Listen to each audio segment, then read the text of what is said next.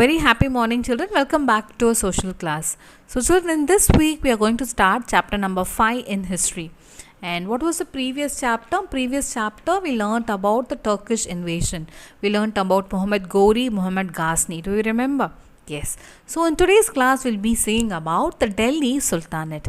So, before that, in the Get Set exercise, page number 34. So, these are the famous first among Indian women.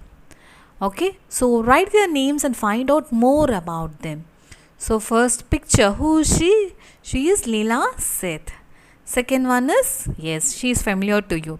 She is Pratibha Patel. And third one is Tessie Thomas. So did you know that Razia Sultan was the first women ruler of the medieval India? No, isn't it? And she was also an able administrator, and this made her popular with the people. So what you are going to do is you are going to find many things about Leela Seth, Pratibha Patil and Tessie Thomas, and we'll be discussing in the Zoom class. Okay, now we'll start a lesson. The period from 1206 to 1526 is known as the age of the Delhi Sultanate. So Delhi was the capital of the sultans who conquered a large part of the Indian subcontinent, and they ruled over 5 dynasties during this period. What were they? The Slave dynasty, the Khalji dynasty, the Tughlaq dynasty, the Sayyid dynasty and the Lodi dynasty. So the Slave dynasty existed between 1206 to 1290. And the Khalji dynasty existed from 1290 to 1320. The Tughlaq dynasty existed from 1320 to 1414. And the Sayyid dynasty existed from 1414 to 1451. And the last one is the Lodi dynasty. So the Lodi dynasty existed from 1451 to 1526. So first we are going to see about the Slave dynasty. So the rulers of the slave dynasty were called slaves or Mamluk sultans. So Mamluk in Arabic means owned. So Iltutmish and Balban were slaves of Qutbuddin Aibak, who himself was a slave of Muhammad Ghori. So first about Qutbuddin Aibak. So 1206 to 1210. So Qutbuddin was the first ruler of the slave dynasty. So we have already learnt about Muhammad Ghori, isn't it? So he had left him in charge of the territories he had conquered in India. So after Ghori's death, Aibak began to rule as an independent ruler. That is, he doesn't need any other suggestion. So he was kind-hearted and a generous man. So he was called as Lakshbaksh, or giver of lakhs, because he gave away lot of wealth in charity. So he was helping others and he was a very kind-hearted person. So he built the Quwat-ul-Islam mosque in Delhi. So Aibak also started the construction of the Qutub Minar in Delhi. So in your book you are having a painting, that painting was made in later period, showed as Aibak playing polo. Okay, you can just look at your textbook on page number 34. So now we are going to see about Shams-ud-Din Iltutmish, 1211 to 1236. So Qutbuddin was succeeded by Iltutmish. So he is considered as the real founder of the Sultanate. So he undertook the following steps. What are they? He was the one who shifted the capital from Lahore to Delhi, and he consolidated his position by suppressing the rebellious nobles and Rajput chiefs. And he refused to give shelter to the ruler of Persia, who was being chased by the Mongol chief Genghis Khan. So Iltutmish thus protected the northwest frontiers of the Sultanate against the Mongol invasions. Next one, he expanded the empire up to Bengal in the east. You all know where does Bengal lie, isn't it? And he reorganized the land revenue system and minted coins out of gold and silver. And he completed the construction of Qutub Minar. So Iltutmish also had many sons, but considered none capable enough to be his successor. So he decided to make his daughter Razia the Sultan of Delhi. So the nobles were unhappy with his choice. After the death of Iltutmish, the nobles placed Ruknuddin Firoz Shah, a son of Iltutmish, on the throne. So Ruknuddin proved to be an incapable ruler, and Razia, with the support of the people of the city, became the ruler. So Sultan Iltutmish had issued an order that people who had been wronged should come to his court wearing red colored clothes. So by this way he would spot them immediately and hear their cases. So this was the system he followed in his court. So now what is special about this Qutub Minar? So this is the most majestic architectural masterpiece of the Delhi Sultanate, and there are about 379 steps leading to the top of the building. So next one is about Razia Sultan 1236 to 1240. So Razia's reign was short but eventful. She proved to be an able ruler and she established law and order and led the army from the front. So she also undertook welfare measures such as building roads, setting up dak chowkis or postal stations. The nobles, however, opposed her because they hated taking orders from a woman. So Razia further upset the nobles when she tried to reduce their power and took decisions without consulting them. So nobles got together and revolted. So she was disposed in 1240 and died soon after. So unlike Ruknuddin, she had some capabilities, but the other rulers and the nobles who were there, they were just disgusted because she took her own decisions without consulting them. Okay. So after the death of Razia, till the accession of Balban, many rulers came to the throne. Of these, Nasiruddin Mahmud, another son of Iltutmish, ruled from 1246 to 1266. So he was a puppet in the hands of the powerful nobles. That is, he was not able to take any decisions, and the others just made him act as a puppet. Whatever they think, he has to follow it. So next what we are going to learn is Ghiyasuddin Balban 1266 to 1286. So Balban was the most powerful ruler of the slave dynasty. So he had been an important noble since the region of Iltutmish and was the real power behind Nasruddin Muhammad. So after Nasruddin's death, Balban ascended the throne and he took various measures to consolidate the Sultanate.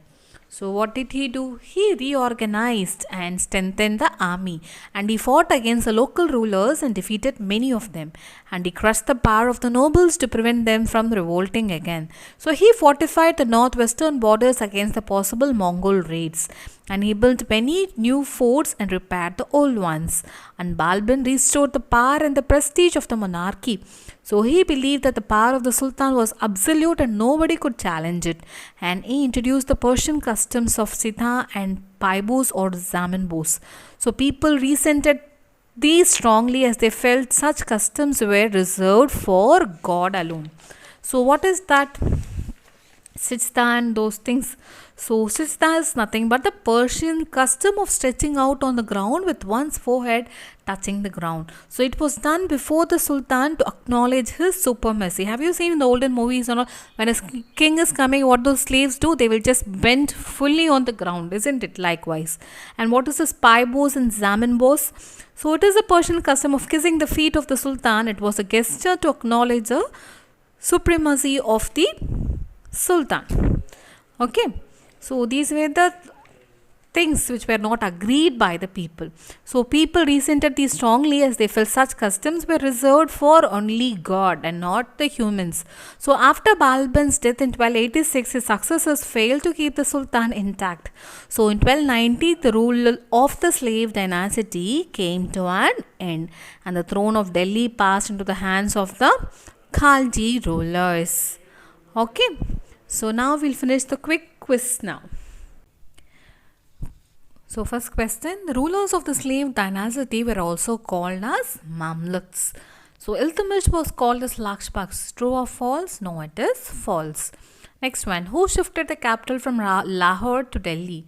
It is Shamsuddin Iltutmish.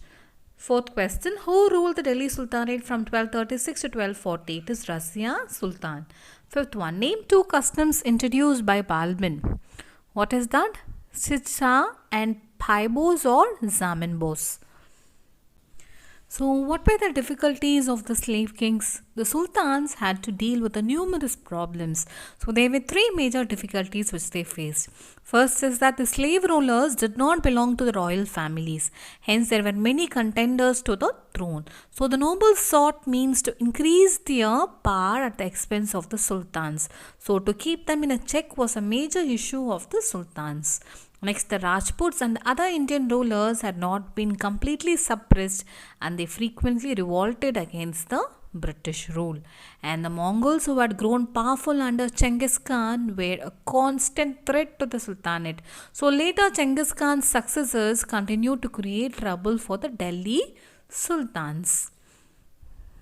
So now we are going to see about the Khalji dynasty. So the Khalji rulers ruled for 3 decades from 1290 to 1320. So they expanded the Sultanate further. So the first ruler of the dynasty was Jalaluddin Firuz Khalji. So now first let's see about him. So Jalaluddin was a weak ruler and he adopted a lenient policy towards the Mongols and married one of his daughters to Ulugh Khan, the Mongol leader. So Jalaluddin was succeeded by his nephew Ali Khurshid, who took the title of Aladdin. So Jalaluddin Khilji was the most famous ruler of the dynasty and he was very ambitious too. So soon after coming to power, he set out about his goal of establishing an all India empire. So in the 20 years that he ruled, he almost achieved his goal. So Aladdin conquered Gujarat and Malwa in the year 1297. So this gave him control over the western seaports, and between 1301 and 1303 he campaigned in Rajasthan and conquered Ranthambore and Chittoor. So thereafter he sent a large army to the south under his trusted general Malik Kafur, and Malik Kafur defeated the Yadavas, Khagatiyas, Hoysalas and the Pandyas. So he also carried away a large war booty that included precious metals, elephants, horses and slaves. So the defeated kings were allowed to rule, but they had to pay tribute to Aladdin and acknowledge his overlordship. So towards the end of Aladdin's reign, his empire was as large as that of Emperor Ashoka.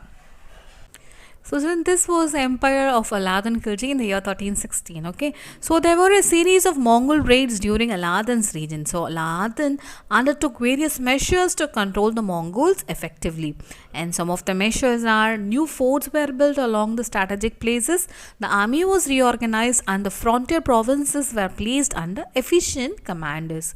So how was the administration of? So was he able to do everything? Yeah. So he kept a strict control over all the provinces and he took two major steps to suppress the rebellions. So what were they? He posted spies in different parts of the empire. So they kept him informed of all the developments, and he curbed the power of the nobles and he forbade social gatherings among the nobles. He said no to get together. Okay, so and he standardized weights and measures. Those caught cheating were severely punished. So next, what about economic measures? So Aladdin wanted to maintain a large standing army at a low cost. So to achieve this, Aladdin made changes to the taxation system and introduced a number of economic reforms. So first, about the land revenue. So land revenue was the most important source of income for the empire. So Aladdin Khilji ordered the measurement of all land under cultivation. So it was divided into different categories according to the fertility of the soil. So the land tax was then fixed accordingly. So to get more money, Aladdin raised the land tax in the Doab region, that is a fertile land between the Ganga and the Yamuna rivers, to one half of the produce. So the land tax was harsh on peasants. Peasants means farmers. So he also ensured that the peasants paid the revenue directly to the king. And this weakened the position of the middlemen. Middlemen means the middle class people.